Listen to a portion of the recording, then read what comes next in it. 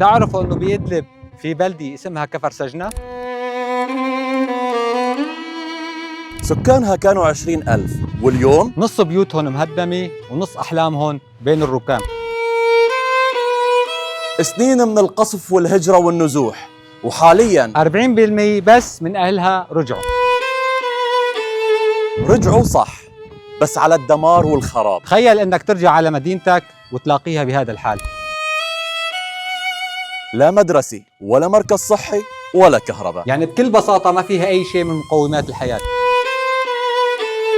اليوم ممكن تسألوا ليش هاي الناس رجعت لأنها بتحب أرضها وبتعشق ترابها ومغرمة بهواها. اليوم كفر سجنة ما بدها شفقة من حدا. كفر سجنة بدها وقفة صدق من الناس والحكومة والمنظمات. الأهالي هون ما عم تطلب المستحيل، بدهم بس حياة كريمة تناسب أهلها الكرام. صوت كفر سجنة وأهلها لازم يوصل، ويمكن هذا الصوت يكون بداية التغيير إلها ولكل المدن السورية المنكوبة. خلونا نكون معهم ونشارك أوجاعهم لأنهم بيستحقوا الأفضل.